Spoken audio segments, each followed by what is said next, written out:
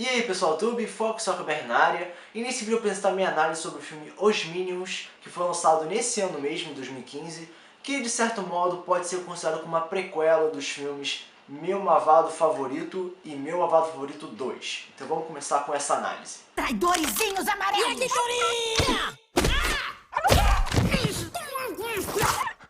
E Então, os Minions, né? Como todo mundo que já viu o Meu Malvado Favorito, pelo menos alguns dos dois, já deve saber, os Minions são personagens de fundo, que apenas ajudam o Gru a construir alguma arma, roubar alguma coisa e etc. E os Minions, no caso esse filme, parece tomar uma atitude meio arriscada, que é simplesmente transformar personagens coadjuvantes em personagens principais. E, assim, é uma jogada arriscada por dois motivos. O primeiro deles é que o personagem pode receber uma certa definição de personagem secundário pelo público. O público pode definir, tá, esse personagem não é tão importante assim para receber um filme. Só que eles receberam tanta atenção pela maneira que eles são, de serem engraçados, baixinhos, fofinhos, que tomou a ideia de criar um filme só deles. Beleza, faz sentido. E o segundo ponto dessa ação ser arriscada é que os personagens não se comunicam de forma normal. Eles têm a sua forma exclusiva de comunicação, mas assistir 1h30, 1h40 de filme de somente bichinhos falando de forma esquisita pode ser algo meio complicado, sabe? Porque você pode ver o filme, pode entender de certo modo o que eles querem dizer, mas eu acho que a gente está tão acostumado a entender a linguagem em inglês, se você vê legendado ou dublado, que é, no caso, língua portuguesa, que você acaba não tendo aquele contato amistoso, né, agradável com esse tipo de linguagem de uma forma excessiva. E é por isso que nos filmes de Meu Malvado Favorito eles eram coadjuvantes. Nós não entendíamos o que eles falavam, nós entendíamos o que eles faziam, mas a gente não ficava muito incomodado, porque aquilo não era tão importante. Eles eram personagens de fundo, não eram tão importantes assim. Só que nesse filme parece que a comunicação é um dos problemas do filme. Eu vi o filme, eu consegui entender o que eles estavam querendo dizer, o que eles estavam querendo fazer, mas eu senti falta de uma certa linguagem mais comum. Eu sei que tem personagens de fundo, como alguns vilões, alguns humanos, mas eu estava sentindo a falta de uma comunicação normal nos Minions, apesar disso ser uma coisa impossível, né? Eles falam algumas frases em inglês, algumas palavras, algumas expressões, mas são pouquíssimas. Em raros momentos eles falam algo que a gente possa conectar com a nossa realidade. Então o filme não se foca em todos os Minions, mas eles decidiram dar atenção exclusiva em apenas 3 deles, né? O Kevin, o Bob e o Stuart, cada um com suas características individuais, né? Características específicas, o que define cada um como sendo um Minion diferente, e que isso é algo interessante. E eles estão à procura de um novo mestre. Nós já conhecemos vários mestres anteriores, como um dinossauro, um vampiro, o homem das cavernas e tudo mais, só que o foco aqui é Scarlet Overkill, que eu vou falar em seguida. Mas o que interessa mesmo é que durante o processo do filme, nessa aventura que os 3 Minions adotam para o estilo de vida deles, nós podemos perceber um grande crescimento no vínculo entre esses personagens, principalmente entre o Stuart e o Bob, que não é apenas um laço de amizade, mas parece ser um laço mais paterno. Porque o Bob parece ser um Minion mais infantil, né, que representa a inocência, a ignorância, mas é uma coisa boa, né, é uma criança.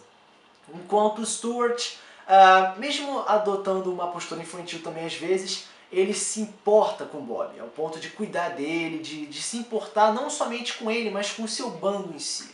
Né? Enquanto o Bob sente falta da sua tribo, o Stuart é o líder. Ele que teve a ideia de conseguir um local, conseguir uma razão existencial não só para ele, mas para os outros da sua própria espécie. E isso já mostra que ele é um líder.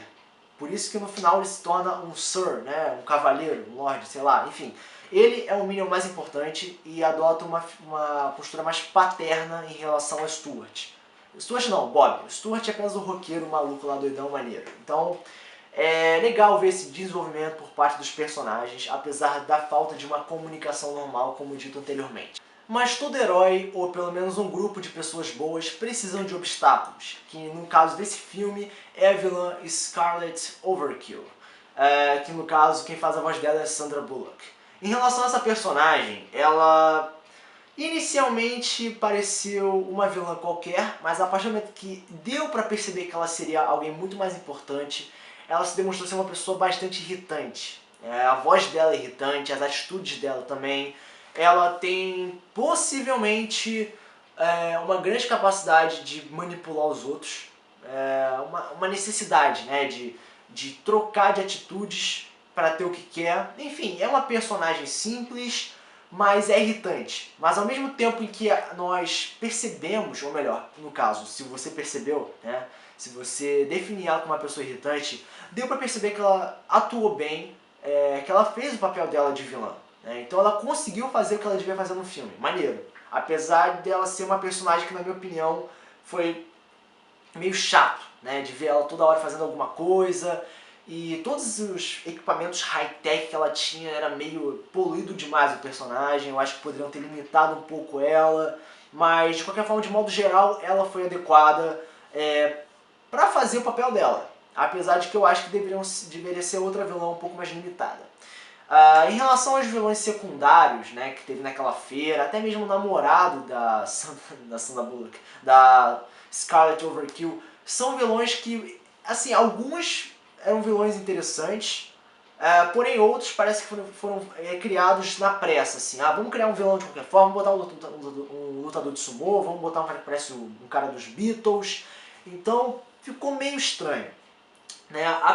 Pela questão do filme englobar a Inglaterra, deu pra perceber que o filme é cheio de estereótipos generalizados, o que é uma coisa engraçada, né? Porque filme de comédia, tudo bem colocar isso, ninguém não ofende ninguém, a conclusão é apenas pra divertir a pessoa, né? Entreter ela, então não tem essa parada tipo, você tá me ofendendo e tudo mais. E no final do filme aparece o Gru, né? Que eu acho que ele foi o ponto mais importante do filme inteiro, porque a gente fica vendo os Minions e fala, tá bom, é 1970, quando é que vai aparecer o Gru? Eu quero saber como é que eles chegaram lá nos Estados Unidos, porque eles estão na Inglaterra, então como é que isso se encaixa? E a aparição do Gru foi... do Gru, e a aparição do Gru foi a chave para esse quebra-cabeça. Né? Foi a última peça que restou, fazendo assim os Minions escolherem ele como o malvado favorito, dando assim a lógica pelo título Meu Malvado Favorito, que foi um final muito bom mesmo. Só que, assim, eu acho que salvou. Esse momento foi o que salvou o filme, porque vamos dividir o filme em 3 partes, início, meio e fim. Na parte inicial do filme, que mostrou lá os chefes deles, né, e tudo mais, foi um começo legal, foi divertido, só que a partir do momento que os Minions ficam entediados, sem alguma motivação, e ao início da aventura, sem nada realmente exclusivo, no meu caso, eu fiquei um pouco entediado também, porque eu vi, tá, agora vamos demorar maior tempão para descobrir o que vai acontecer, vamos ter aquela comunicação exclusiva dos Minions que a gente não entende, e nós vamos ver apenas bichinhos amarelos fazendo pose, fazendo graça pelo cenário, enquanto os seres humanos lá ignoram completamente, tratando aquilo com uma normalidade sem nenhum problema. Então, assim, a metade do filme é meio tediosa. Eu achei muito entediante, fiquei um pouco com sono. Mas tem momentos engraçados que salvam, só que são bem poucos. Só que no final do filme, quando aparece o Gru, é o momento que salva realmente o filme e diz, cara, finalmente, esse é um filme bom. Mas dos vários defeitos do filme, as partes chatas, os vilões meio forçados, acaba fazendo o filme deixar a desejar. Mas, de qualquer forma, se você gosta do meu modo favorito, eu recomendo que você veja, para você entender como é que os Minions foram conhecer o Gru, que é a única coisa que interessa. A vilã não adiciona nada lá para os filmes da frente. Então, como nota, vai ser nota 7. Porque é bom, mas falta várias coisas e exageraram em várias coisas. Não que o filme seja ruim, é bom, mas faltou coisa. Então essa foi a minha análise em relação aos filmes do Minion. Se você tem alguma opinião, se você concorda ou não, se tem algo a seu favor, comente. E não esqueça de se inscrever no meu canal e de entrar na página FoxWalkerBR, minha página no Facebook, o link vai estar aqui na descrição. Então esse foi o vídeo, espero que vocês tenham gostado. FoxWalkerBR, partindo para o próximo vídeo, valeu!